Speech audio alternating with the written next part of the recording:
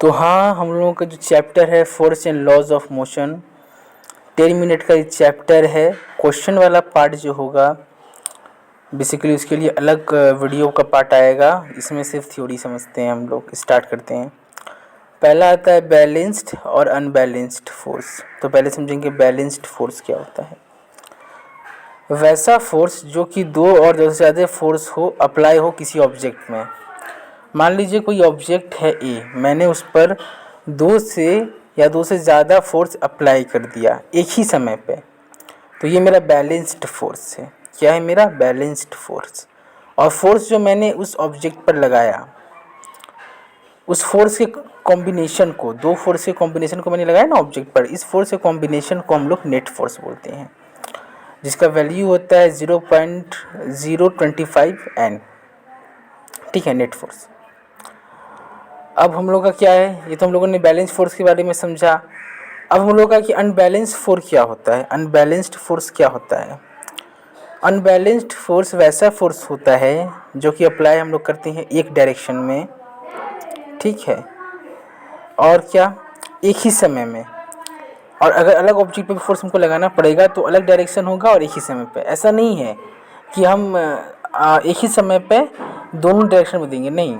Unbalance में क्या होता है, एक ही समय पे एक फोर्स को एक ही डायरेक्शन में अप्लाई किया जाता है। तो ये फ़र्क है बैलेंस्ड और अनबैलेंस्ड फोर्स में। अब है लॉज ऑफ मोशन, मतलब मोशन के लॉज क्या होते हैं। मोशन क्या होता है, किसी भी चीज़ का कंटिन्यूसली मूव करना और with the respect of time में अपने प्लेस को चेंज कर देना मोशन है। मोशन तीन तरह के होते हैं, या आप यूँ कहो कि न्यूटन के जो मोशन थे उनके लॉ हम लोग को पढ़ना है ना, तो वो लॉ तीन तरह के हैं।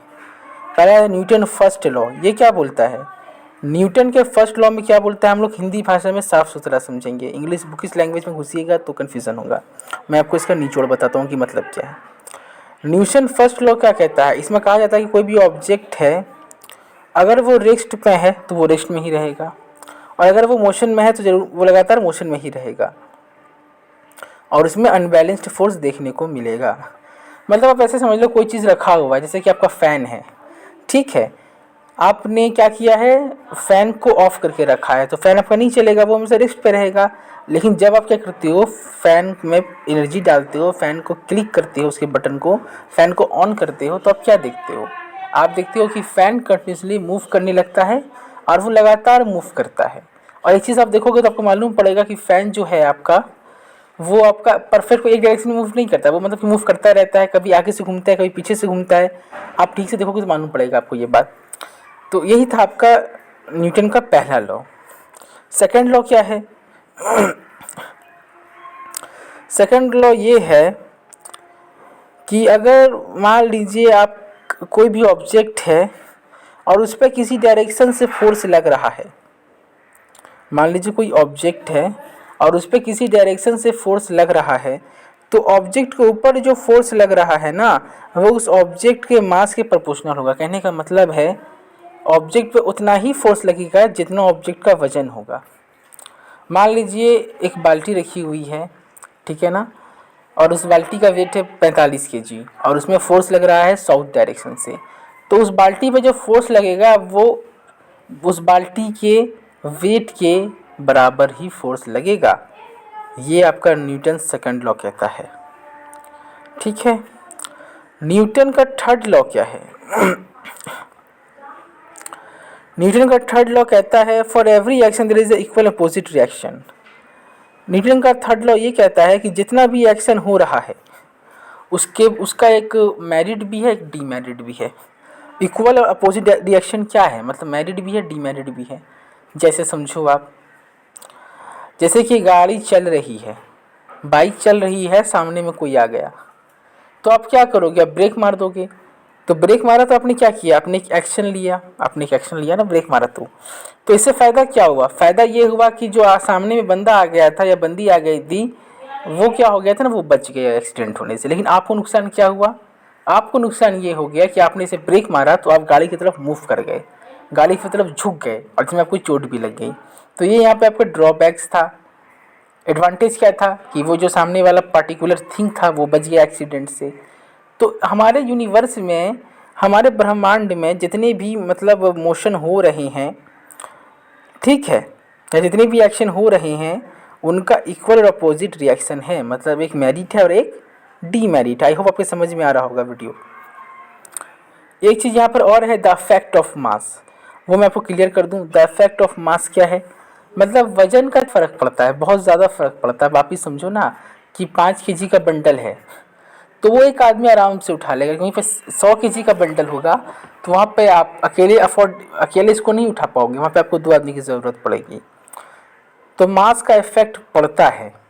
अगर मास का इफेक्ट कैसे पड़ता है मैंने आपको बता दिया कि डंबल 10 kg का था तो आप अकेले उठा पा रहे थे, पर अगर डंबल वही 200 किलो का है, 500 किलो का है, तो वहाँ पे आपको मैनी पीपल्स चाहिए, बहुत सारे लोग चाहिए उसको उठाने के लिए। तो आप देख रहे हो इफेक्ट पड़ रहा है ना मास का। मास बढ़ा रहे हैं तो लोग भी बढ़ रहे हैं, और मास घटा रहे हैं तो एक सिंगल पर्सन भी उसको कर पा रहा है।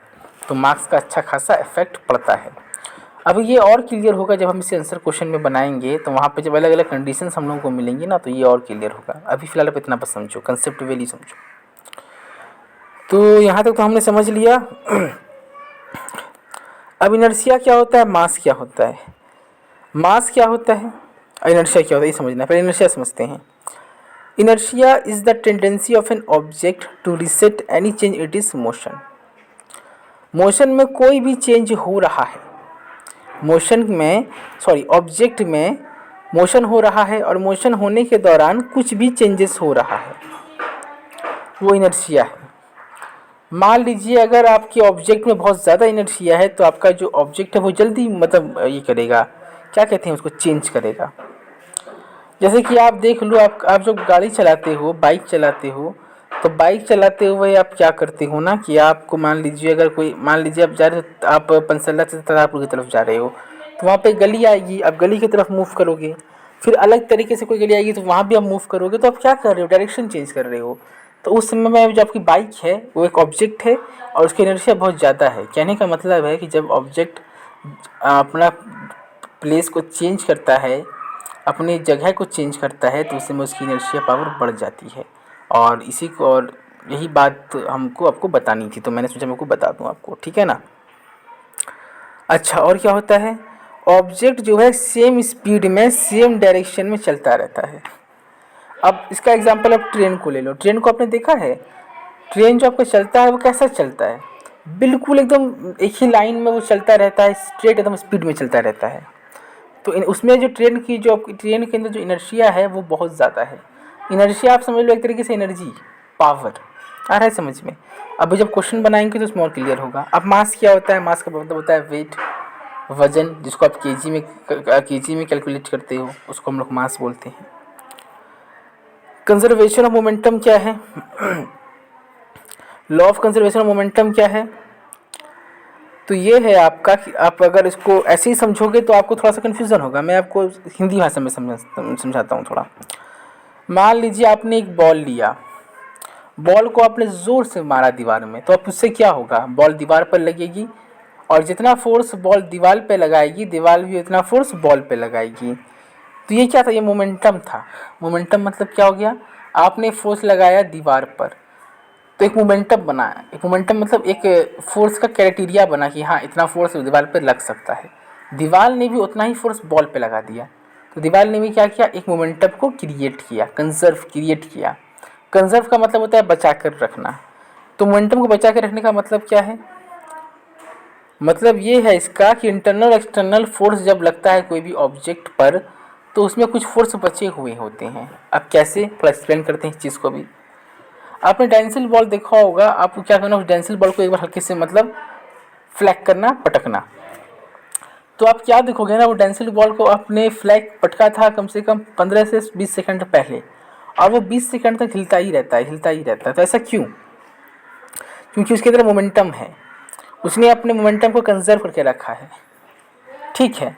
तो उसी का रिजल्ट क्या होता है ना कि बॉल को तो हमने एक बार पटका, बॉल भी दीवार, और बॉल जितना फोर्स लगा रहा था ज़मीन पर, ज़मीन भी उतना ही फोर्स बॉल पे भी लगा रहा था। लेकिन हुआ क्या कि मोमेंटम कंजर्व था, तो वो धीरे धीरे खर्च हो रहा है। वो धीरे धीरे मतलब क्या कर रहा है, खर्च हो रहा है।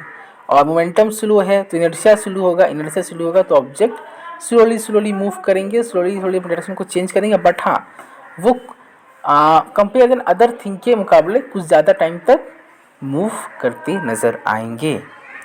तो आई होप आपको क्लियर हो रहा होगा मैं आपको क्या बताना चाह रहा हूँ। फिर ये क्वेश्चन मैंने कुछ सिलेक्टेड बनाया है अपने लैपटॉप पर, 1 मार्क्स 2 मार्क्स 3 मार्क्स 5 मार्क्स का, तो वो मैं आपको गिवन कर दूंगा। अभी आपको आई होप समझ में आ गया होगा, बाकी जो थोड़ा बहुत भी रह गया होगा जब हम आंसर क्वेश्चन की तरफ मूव करेंगे तो वहाँ इसको हम लोग क्लियर कर लेंगे। तो ठीक है, नेक्स्ट वीडियो की तरफ मूव करते हैं। जो वीडियो आपको चाहिए वो कमेंट में बता देना और वीडियो को लाइक भी कर देना। Thank you.